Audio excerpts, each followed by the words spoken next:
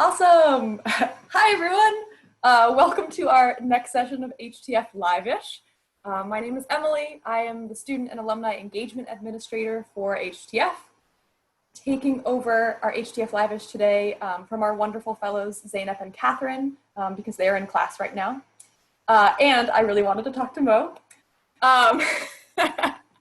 To introduce our guest, Mo Kim is an HTF Cohort 3 alum who is about to enter their third year of teaching English at LPS Hayward in California.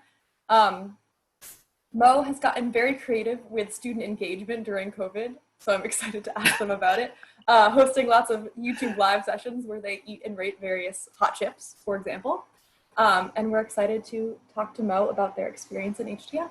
Mo, thank you for joining us. Thank you for having me. I gotta be real. I was surprised when I got the email asking me if I want to be part of this because it's been a while. But I definitely appreciate a lot about HTF, and so I'm really happy to be here. Yay! Well, to start us off then, why did you choose to join HTF? That is a good opener. Okay, this one's kind of a long story. So I actually came in kind of an unconventional, I think, path. So I did nothing formal to prep for, I think, career and education in college. I mean, I volunteered as kids. I think that was probably the most I did, I think. And my original field was domestic violence. That had been the field I'd planned to enter post-grad for a long time. And I had interns in that field. I had, I think, a position, I think, that was kind of lined up. So I was like, I feel pretty committed to this. And in my senior fall, I had a mentor I was very close to in my house. And she mentioned the program and teaching, I think, as a career path, which I had not considered before. But the more I thought about it, the work, I think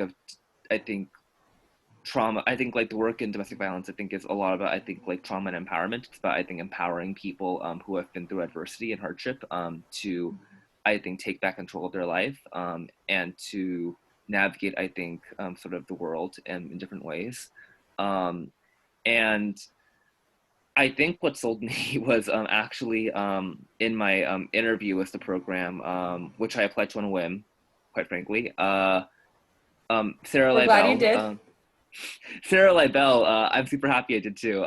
Sarah Leibel, who would eventually become, I think, my mentor in English language arts, which is, I think, what I'm teaching right now, mentioned the language, I think, of navigating and transforming that we teach, I think, people to navigate, I think, systems of power, but we also teach them in some ways to transform it using the tools of language and tools of speaking and reading and listening and writing.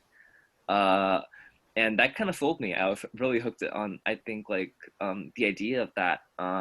And HTF, for some reason, took me, and I kind of jumped at the opportunity. Awesome. As I said, we're very glad that you did. But I think that's a great testament to kind of what you're talking about, the overlap of different interest areas with education. Like, even though education wasn't your focus at first, you found a lot of overlap between an area you were really passionate about, domestic violence, and the work you could do as a teacher in the classroom. That's awesome. To take us like super high level, I'm wondering, how would you describe HTF in 5 words? You are giving me all the good questions very early in the morning. I'm gonna drink some water before I answer that one. Just getting those brain cells fired up. I know, this is how like my kids in like my block 1 feel probably. Just like it's like 8:20 in the morning and it's like, oh, you're asking me, I think, to think about reading and stories and writing. I would say one thing that comes to mind is experimental. I think that was something I actually over time came to appreciate. That in the moment, I think there was a lot of joking that I think we were kind of building the plane while we were flying it, which is, very normal for a program that is in its 3rd year, or was in its 3rd year when I think I entered it.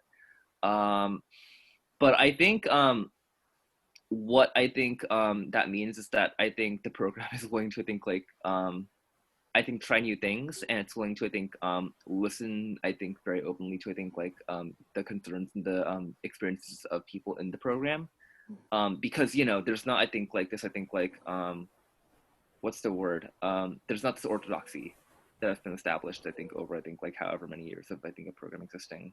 Like I think the program is still figuring things out, and I think the trade-off is I think on one hand I think like definitely that means that there are things that don't work, and I think to be fair I think court people in the court I think are very open about that, but on the other hand I also think that means the program has the room to think like be quite responsive to I think what actually is happening in the program, because the goal is to I think develop effective teachers, and I think people in the program and I think people who are in admin I think have to work together towards that goal. Uh, the other thing I would say about the program is that it was quite intimate. Like I kind of the prospect of I think like having like 20 people in a cohort was I think a wild thing, and I was like, how am I gonna get to know all these people? And the weird thing is that I think over time you kind of do, because I think you go through I think summer school, and you go through I think classes, and you go through I think like online I think like I think classes I think at your residencies, and you're going through all these things together. And there are people I think who at the beginning I think like I did not know, because Harvard is a colossal I think school, and over time I think you just build I think like these relationships I think that like for me at least I think have gone I think like beyond the program, and these are some of the people I think I really cherish and value I think most. Well, that is a great segue into my next question, which is I would love you to describe a little bit more about what the HTF community means to you. mm, yeah, god, there are a lot of things. I think the HTF community to me is I think just a community of people who are incredibly committed to I think what they do, um, and incredibly thoughtful um, about I think the position they hold within that I think field, but also are incredibly I think just funny kind like caring people on the whole. I will be very frank here, which is my first year was super rough on my mental health in a lot of ways. And that includes, I think, my first summer teaching, which that was, I think, probably like one of the lowest points I've ever gone through as a person, like in my life. And I think had it not been for, I think, the fact that I had like a community of people, I think, who were kind of going through the same thing, and I think understood how I felt on a very visceral level, and not just I think like I think like and we're not just people I think like watching me I think like and hearing about like secondhand. I think they're like going through it with me. I think was the thing that gave me I think like a lot of resilience and hope. Um, and I actually have this very distinct memory of think like being very vulnerable during we have a retreat in February that I think like we come back together for a couple of days. And I remember I think like having this really intense moment of vulnerability, and being surprised and really affirmed by how many people I think like supported me in that moment. I felt like I was like kind of think like ripping off Band-Aid, and I think the fact that people I think in that moment I think like didn't didn't judge me for I think that I think display, or and in fact I think we're quite supportive in that moment I think like meant the world to me. Beyond that I also have to I think plug for LPS Hayward, which is my current school and the school I did the residency at. We had 5 people from our cohort including myself I think at the school, which meant that I got to live together with 3 other cohort 3 fellows. Shout out to my Valencia, Amy, my housemates, and John, who was not, I think, in the HTF house, but I think is definitely part of that group. Um, because I really just, I loved working with all of those. I think I loved working with all of these people. And I feel like going home every day, and I think like going to school every day, I think like felt like kind of, I think like a new adventure, because I was in it with I think like other people. and just it is different, I think, to I think be teaching. I think like knowing that I think those lovely people have all been I think like sent to different corners of the world. But I am definitely super grateful for that first year, looking back on all of it. Yay. HTF community helps you realize that you're not alone in a profession that can sometimes feel very isolating. Um, I guess to get a little bit more concretely into kind of what you learned from HTF, I'm curious to hear you share like about a challenging moment that you had teaching and how kind of the support of HTF, whether your faculty or community, kind of helped you work through it. Mm, hmm. That is a. There are so many moments. I mean, I'm just like, wow, there are so many moments. Yeah, I would say I think that one of the things that HTF I think really I think trained me to do, which I think like even 2 years I think into the field, I really appreciate is I think like treating things from a inquiry based perspective. Hmm. So not I think not um, seeing things as problems. I think like this thing is happening and you solve it now, which is just a really sad way of approaching life, especially I think in school. But I think being like this thing is happening, I wonder why it's happening. I got to dig a little bit deeper, right? So I think as an example, like one of the big things that was happening my first year was just technology in the classroom. Like we have, I think, like many schools, I think like Chromebooks for every student, and I think learning how to use those, I think, appropriately, like I think, and effectively is a skill that I am still developing as like an adult, and I think that our kids are definitely developing, because the internet is this terrifying hole that I think you fall into and then you never come back out of. But I was in my first semester of teaching, like in that fall, taking a class called action research, which actually pushed us to I think like students by observing them, and then I think like experiencing school like them for a day. Uh, so I got to look at one of my favorite, I think, students. I think because he's in my advisory as well. And I think actually think like go to PE and chemistry, and I think like study hall with him for a day, and Oh, like cool. see. I think like look, you think like what was happening. I think when he was think like pulling out his Chrome and I think like doing things on it. And that was really insightful. I also got to think talk to I think like my site coach and Sarah Leibel and my co-advisor Amy.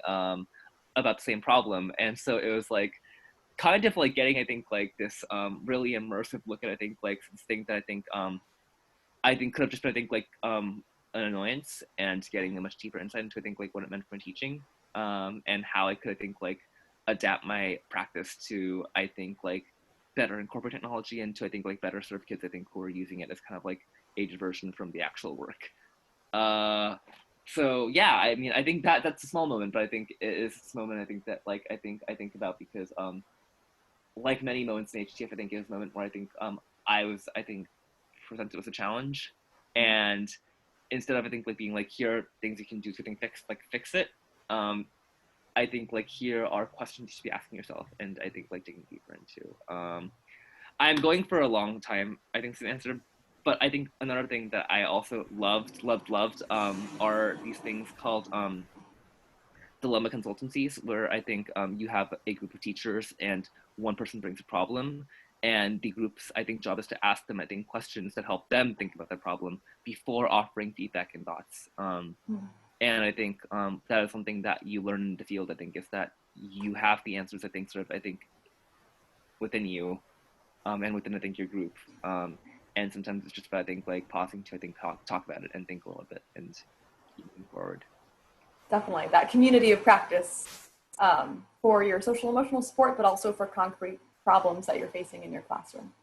Yeah, and teaching is awesome because I mean it's like this job that I think like continues to think like get like so unpredictable, right? I think like um some hats have gone to wear I think like in this job I think just in 2 years I think have been I think like I've planned like an entire week I think like of I think like field trips for I think students. I think that was it was called Fear Factor. It was awesome. I have a burgeoning YouTuber career. I don't know how that happens, but I Yeah, do something you now. didn't know about before. Yeah. Things you've learned through teaching. Yeah, I think like I just got off summer school, hallelujah. But like um my entire job this summer I think was actually I think like planning like events. Like it was like summer engagement. Hmm. So I wasn't even I think teaching really. I was I think just I think like doing I think like I think like culture like current event groups, I think like like art groups, like Yeah. career engagement talks. So it kind of I think I tapped into a very different part of my skill set that I got to develop and like work on.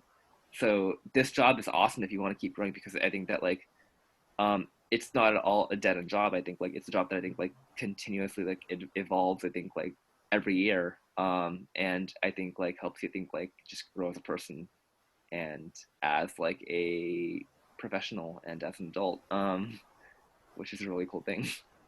I love that. That is a perfect note to end our conversation, I think. Thank you so much, Mo, for taking the time to talk with us. We really appreciate it. Yeah, I mean, thank y'all for having me. I think even in California, I miss the office and I miss seeing people there. And to anybody watching, I really hope, I don't know if y'all are, I think, are like dead set on being a teacher or I think like thinking about it or weighing it. I will tell you, I was in that boat. And I think that this job opens up so many, I think, possibilities and opportunities and experiences. And I really encourage you to, I think, consider it because I think that it changed my life and I hope it can change yours too. Thanks, Mo.